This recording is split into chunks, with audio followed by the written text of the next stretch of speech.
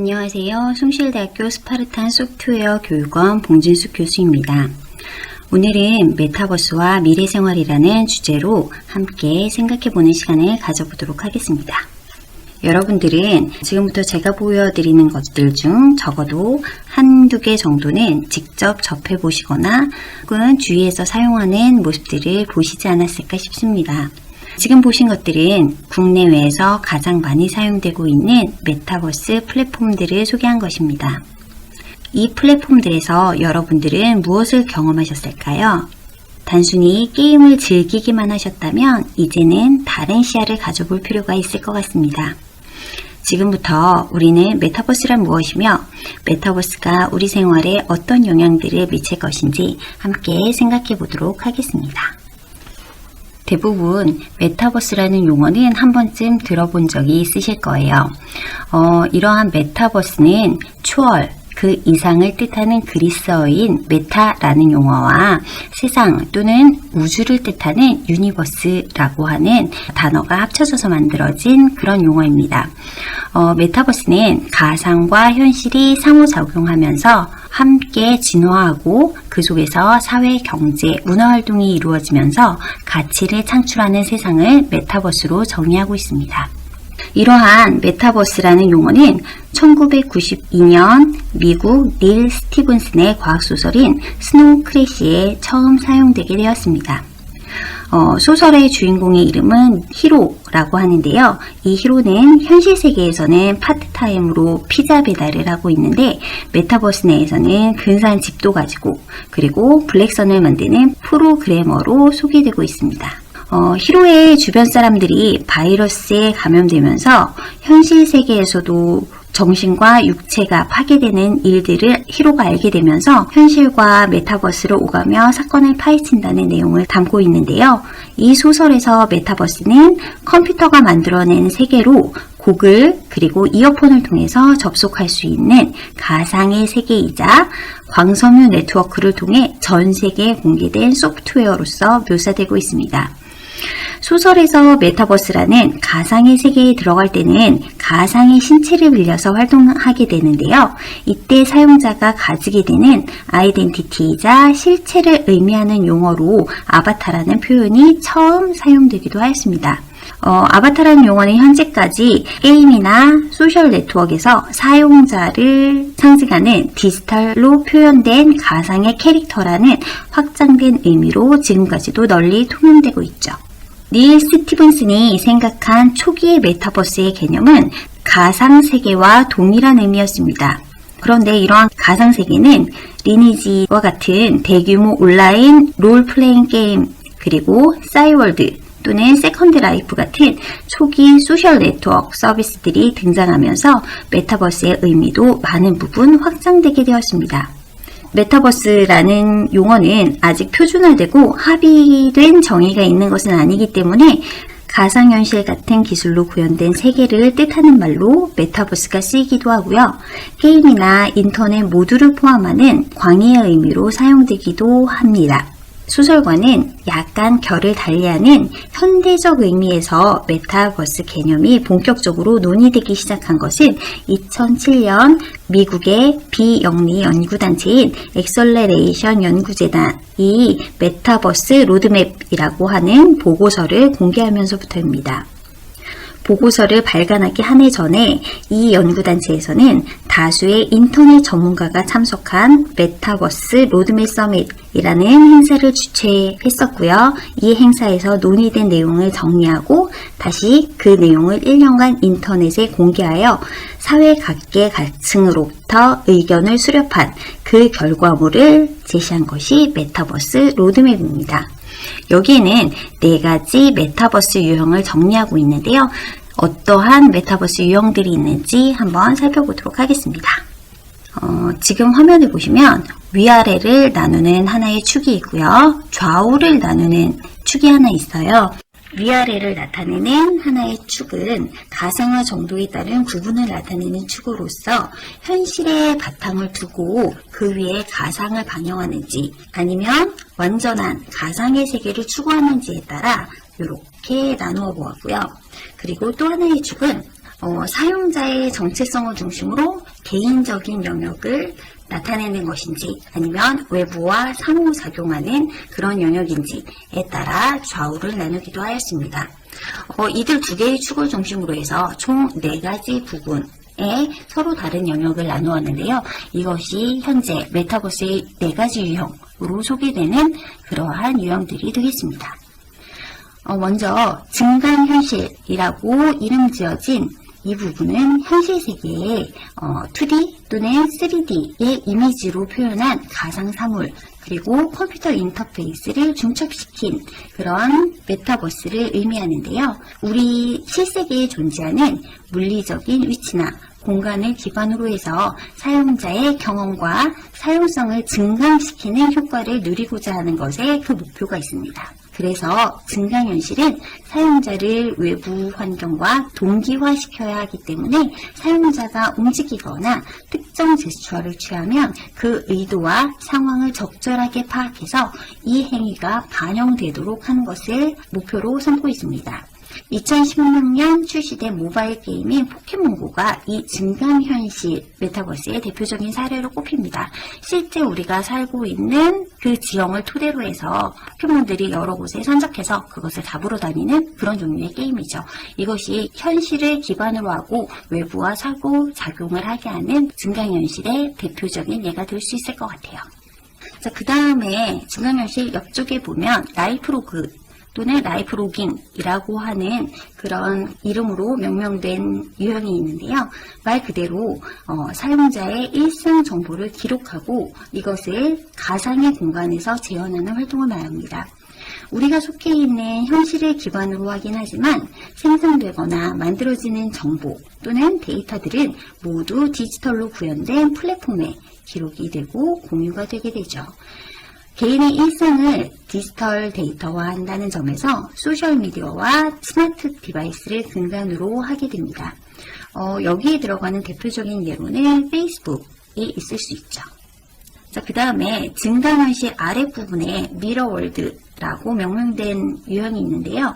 미러월드는 물리적인 현실의 세계를 가상의 세계에 재현하고 여기에 디지털을 이용해 추가 정보를 더하는 개념을 말합니다. 이것이 라이프로깅과 뭐가 다른지 생각해보면 개인적인 내용을 데이터하는 것이 아니라 외부 세계를 데이터화한다는 점이 다르게 됩니다. 여기에서는 현실 세계를 얼마나 똑같이 잘 모사하는가가 중요한 부분이 되기 때문에 현실 세계와 가상화된 미러월드가 얼마나 정확하고 빠르게 동기화될 수 있는지가 핵심이 됩니다. 미러월드는 디지털로 미러링되는 현실 세계가 메타버스 영역으로 포함되는 중요한 시나리오가 될 수 있죠. 여기에 포함되는 예로는 구글어스 같은 지도맵이 여기에 해당되게 됩니다. 그렇기 때문에 얼마나 빠르게 현실 세계를 반영하고 위치를 특정할 수 있는지 그런 것이 굉장히 중요하게 되겠죠. 자, 마지막으로 보는 것은 버추얼월드라고 하는 가상세계 라고 불려지는 그러한 유형인데요. 가상세계는 실제 현실 세계로 옮겨놓은 게 아니고 현실을 모방하거나 또는 그 대안으로 이용할 수 있도록 구축해놓은 정말 말 그대로 가상의 세계를 의미하게 됩니다. 상상하는 모든 것이 가능한 세계인 것이죠. 가상세계에서는 사용자의 정체성을 표현하기 위해 아바타를 사용하고 그 아바타를 이용해서 그 가상세계에서 다양한 활동들을 수행할 수 있죠. 대규모 다중 사용자 접속이 가능한 온라인 게임들은 모두 가상세계의 예가 될 수 있습니다. 닐 스티븐슨이 처음에 제안하였던 메타버스의 개념은 컴퓨터 그래픽으로 구현된 가상의 세계를 의미하는 용어였습니다. 가상의 세계에서 할 수 있는 일과 현실의 세계에서 할 수 있는 일이 엄밀히 구별되는 그런 세계상이었던 거죠.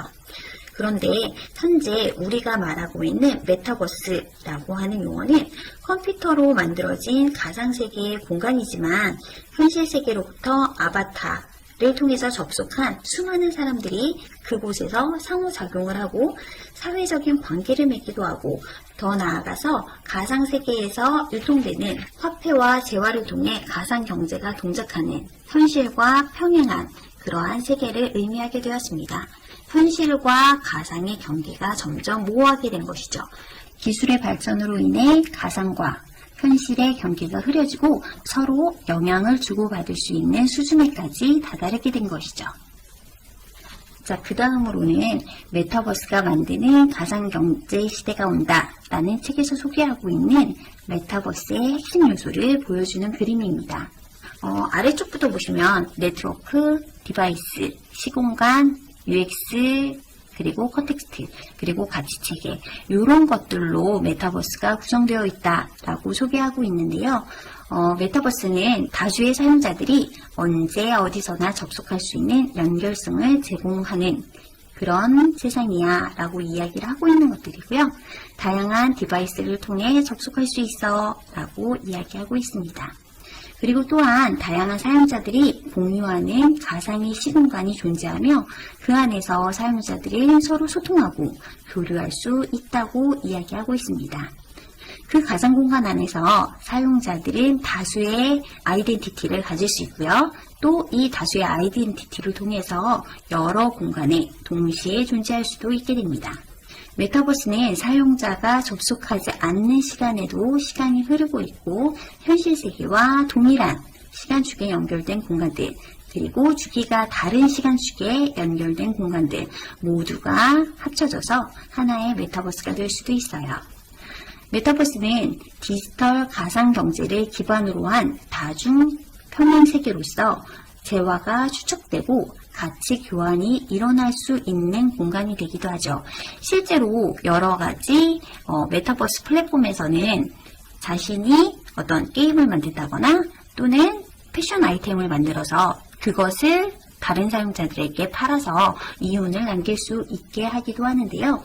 이처럼 가상경제 안에서도 재화가 축적되고 가치 교환이 일어날 수 있는 공간, 그것이 메타버스가 될 수 있습니다. 이러한 메타버스를 구현하기 위해서는 사용자의 데이터를 고도로 활용할 수 있는 빅데이터 관리 기술이 필요합니다. 또한 실감형이라고 하는 사용자가 직접 그곳에 있는 것과 같은 그런 경험을 축적하기 위해서는 VR이라고 하는 가상현실 기술, AR이라고 하는 증강현실 기술, 이것들을 포함하고 있는 믹스드 리얼리티라고 하는 MR 기술, 그리고 VR, AR, MR 이러한 모든 것을 다 통틀어서 익스텐디드 리얼리티라고 하는 XR 이런 것들을 실현할 수 있는 하드웨어 플랫폼이 필요하게 됩니다. 또한 메타버스 수준의 가상 세계를 구현하기 위해서는 3D 모델링 소프트웨어나 커뮤니티 플랫폼 기술도 요구되게 됩니다. 이를 아우를 수 있는 기반 기술로서 클라우드 컴퓨팅, 그리고 빅데이터 관리, 시스템 반도체, 초고속 인터넷과 같은 첨단 통신 장비도 필요하게 되는 것이죠. 이처럼 메타버스는 모든 ICT 산업을 포함하고 있는 미래의 먹거리인 셈입니다. 페이스북이 메타버스 기업으로의 포부를 밝힌 것이나 구글, 마이크로소프트, 아마존, 애플과 같은 기업들이 메타버스에 눈독을 들이는 이유가 그것입니다. 우리나라에서도 SKT텔레콤이 메타버스 역량을 키우겠다고 밝힌 바가 있죠. 메타버스의 핵심은 디지털 세계의 확장이라는 데 있습니다. 온라인이나 디지털 환경에서 할 수 있는 일이 점점 많아진다는 소리죠. 점점 더 발전할 기술 인프라를 바탕으로 해서 굳이 현실 세계에서 할 필요 없이 디지털 환경에서 모든 것을 다 할 수 있는 그런 대체가 가능해진다는 것이 메타버스가 가져올 미래가 됩니다. 메타버스를 주목하고 있는 건 역시 현실에서만 일어날 수 있는 영역으로 여겨졌던 경제활동이라든지 공연, 그리고 사회적인 모임 이런 것들이 가상 세계에서도 훌륭히 수행될 수 있다는 것을 알게 되었기 때문입니다. 이전에 존재하지 않았던 코로나 팬데믹으로 인해서 위축된 대면 활동 때문에 행사의 장으로서 가상세계를 주목하게 되는 사회문화적인 흐름이나 기존의 서비스 모델을 디지털로 전환하고 새로운 서비스와 결합하는 디지털 트랜스포메이션과 같은 비즈니스 트렌드도 메타버스에 힘을 실어주고 있습니다. 실제로 많은 메타버스 플랫폼에서 공연이나 행사 등을 통해서 사회적인 교류가 활발하게 진행될 수 있도록 하게 하기도 하고, 또한 이런 게임 내의 가상 자산을 통해서 수익을 창출하기도 합니다. 그리고 그 안에서 새로운 무엇인가를 만들고 그것을 판매함으로써 수익을 얻기도 하죠. 왼쪽 상단에 있는 이미지 부분을 보시면 이것은 포트나이트 플랫폼의 파티 로열 모드에서 공개된 방탄소년단의 다이너마이트 안무 공개 영상 사진입니다. 포트나이트는 경쟁 공간인 배틀로얄 외에도 생활, 소통, 문화 공간인 파티 로얄을 별도로 운영하고 있는데요. 여기에서 각종 콘서트와 이벤트를 개최하고 있습니다. 오른쪽 상단의 사진은 SKT가 메타버스에서 개최한 TO 설명회의 사진입니다. 이처럼 각종 취업 설명회, 그리고 입시 설명회와 같은 다양한 설명회들도 메타버스 내에서 이루어질 수 있습니다. 그리고 왼쪽 하단에 보여지는 이 사진은 현대자동차가 제페토에서 진행한 소나타 N9 시승 이벤트 관련 사진입니다. 제페토 사용자는 맵 속의 인기 공간인 다운타운과 드라이빙 존에서 소나타 N9을 운전하거나 아바타와 함께 포토박스에서 소나타를 시승하는 모습을 기록으로 남길 수 있도록 하는 이벤트를 진행하였습니다. 사용자가 실제로 오프라인에서 하는 것과 같이 온라인의 어떤 이벤트들도 함께 참여할 수 있게 된 것이죠. 마지막 사진은 메타버스 내에서 열린 서울 디자인 위크 리부트 세미나 사진입니다. 가상의 공간 내에서 세미나도 열고 질의응답도 하고 실제로 만나는 것과 같은 그런 것들을 메타버스 안에서도 구현할 수 있게 된 것이죠. 이처럼 메타버스는 다양한 소통의 장으로 활용될 수 있을 뿐만 아니라 다양한 경제활동의 장으로서 사용되기도 합니다. 로블록스의 경우 사용자가 게임이나 아이템을 구매하면 이를 설계한 제작자에게 판매 수익의 일부를 돌려줘서 이를 현실에 있는 화폐로 바꾸는 일도 가능하고요. 제페토에는 구찌나 나이키, 디즈니 같은 매장들이 들어와서 의상과 액세서리를 판매하기도 합니다. 그리고 사용자가 직접 패션 아이템을 만들 수 있는 제페토 스튜디오를 제공하기도 하죠. 포트나이트에서도 유저가 직접 만든 게임을 플레이할 수 있는 크리에이티브 모드가 존재하기도 하고요. 이들 메타버스 플랫폼들은 사용자들의 상상력을 무한히 펼칠 수 있는 장을 제공하고 있습니다. 따라서 사용자들은 직접 콘텐츠를 제작하고 이를 통해 경제생활도 영위하게 되기 때문에 이용과 공급이 메타버스 안에서 선순환할 수 있도록 하는 역할을 담당하고 있죠. 코로나 팬데믹이라는 전례 없는 상황으로 인해서 거의 모든 사람들이 언택트를 삶의 주된 방식으로 경험하게 되면서 자연스럽게 메타버스에 대한 관심이 높아졌고 실제로 메타버스를 경험해 볼 수 있는 환경들이 많이 조성이 되었습니다. 1992년 소설 속에 묘사된 메타버스를 닮은 상황이 실제 세계에서 펼쳐지게 된 것이죠.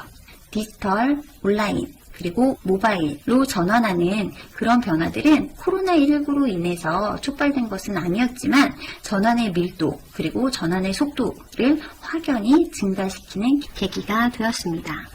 뱅크 오브 아메리카의 최근 보고서에 따르면 MZ 세대 이후의 세대, 그러니까 2013년 이후의 출생자들을 C세대 제너레이션 코로나로 명명하고 있는데요. 특히 2020년에 초등학교에 입학하는 연령을 C세대로 명명했는데요.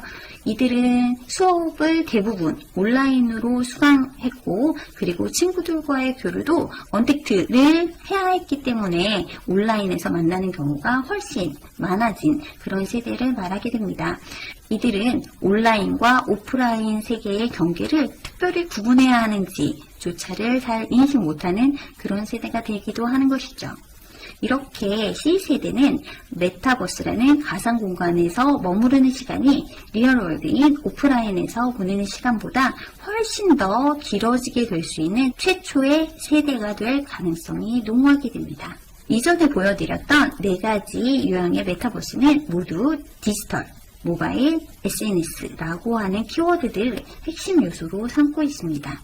이러한 메타버스는 우리 산업 전반에 많은 영향을 끼치고 있는데요. 어떠한 영향들을 미치고 있는지에 대해서 간단히 정리해 보았습니다. 가장 먼저 유통 분야에서는 스마트폰을 기반으로 증강현실을 활용해서 다양한 고객 경험 그리고 가치를 만드는 시도들을 하고 있습니다.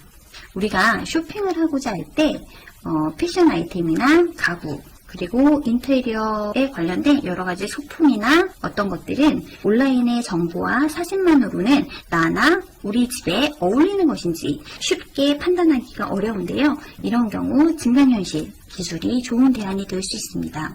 실제 방에다 해당 가구나 인테리어 또는 벽지의 색깔, 디자인 이런 것들을 적용해서 얼마나 잘 어울리는지 확인함으로써 더 쉽고 편리하고 꼭 맞는 그런 선택을 할 수 있게 되는 것이죠. 또한 미디어월이나 키오스크 같은 데서 센서가 도입돼서 쇼핑을 하는 개개인의 행동을 관찰하고 이에 반응하도록 함으로써 개인화된 추천 또는 고객 특화된 서비스를 더 많이 제공할 수도 있습니다.